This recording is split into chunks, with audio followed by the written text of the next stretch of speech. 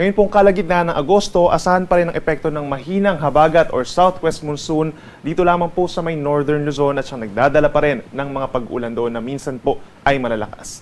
Samantala, base naman sa ating latest satellite animation, wala na po tayong namamataan na bagyo or low pressure area na papasok or malapit sa ating Philippine Area of Responsibility. And for the next 2 days, wala rin tayong aasahan na bagyo sa loob ng PAR. By today po, araw ng Thursday, asahan pa rin po ang makulimlim na panahon at mga pag-ulan dito sa may western section ng Northern Luzon, kabilang ng Ilocos Region, Batanes, and Babuyan Group of Islands. Light to moderate rains with at times heavy rains po ang aasahan ngayong araw, kaya't mag-ingat pa rin sa mga posibleng pagbaha at pagguho ng lupa. Samantala, sa natitirang bahagi naman ng Luzon, asahan pa rin ang fair weather conditions. Pag sinabi nating fair, wala naman tayong aasahan na tuloy-tuloy na malalakas na ulan at hangin. Asahan actually ang maaraw na umaga sa maraming parte po ng Luzon, kabilang na dyan ng Metro Manila hanggang sa tanghali na po yan. And then pagsapit po ng hapon hanggang gabi, bahagyang maulap hanggang maulap ang kalangitan na siyang sinasamahan pa rin po ng mga pulu-pulong mga pag-ulan.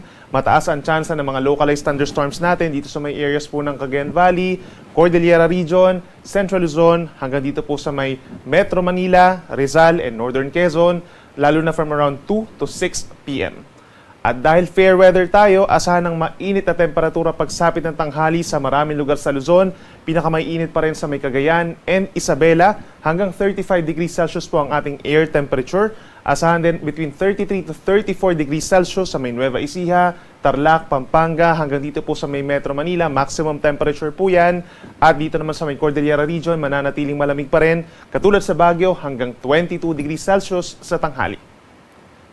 Sa ating mga kababayan po sa Palawan at sa Visayas, asahan ng maaraw ng umaga hanggang tanghali dahil hindi nakakaapekto dito ang habagat.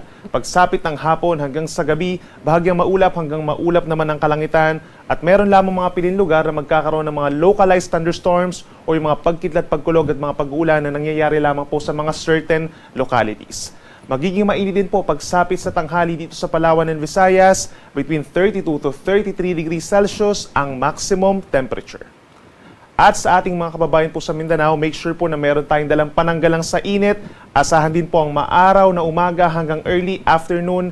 Epekto po yan ng mga localized thunderstorms pagsapit po ng hapon hanggang sa gabi. Possible nga yung mga pulu-pulo at mga saglit na pag-uulan, lalo na sa may areas ng Zamboanga Peninsula, Northern Mindanao, and Caraga Region. So yung mga dadalhin natin na payong or pananggalang sa ulan, sa init ay posibleng pananggarin po sa ulan. Temperature naman natin dito sa malaking bahagi ng Mindanao, lalo na sa mga syudad, between 33 to 34 degrees Celsius ang maximum temperature. Para naman po sa mga maglalayag nating kababayan ngayon at sa susunod pang 2 araw, wala tayong gale warning na itataas o yung mga sea travel suspensions dahil magiging mahina pa rin po ang hanging habagat. Between 0.5 or kalahati hanggang 1 metro po ang taas sa mga pag-alon sa malaking baybay ng ating bansa. Pero pag meron tayong mga thunderstorms, lalo na sa may northern and central Luzon, posible itong umakyat sa hanggang 2 metro. At simula po bukas hanggang sa weekend, mananatiling mahina pa rin po ang southwest monsoon. Possible na makaapekto na lamang ito sa may extreme northern Luzon at siyang magdadala pa rin po ng mga pag-uulan doon.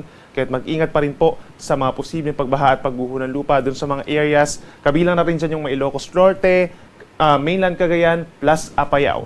Samantala sa natitirang bahagi naman ng ating bansa, asahan pa rin for the next 3 days ang bahagyang maulap at minsan maaraw na kalangitan. Then madalas po sa hapon hanggang sa gabi ang mga pulu-pulong pag-ulan or pagkidlat, pagkulog. At hindi pa rin natin inaalis yung chance over the weekend na may mabuo po na low pressure area somewhere dito sa may northern boundary ng ating area of responsibility. So maring nasa loob siya ng PAR, sa may Ryukyu Islands or maring nasa taas sa labas ng PAR. Kaya patuloy po tayong magbo-monitor. Sunrise po natin ay maya-maya lamang 5:42 ng umaga at ang sunset naman ay 6:19 ng gabi.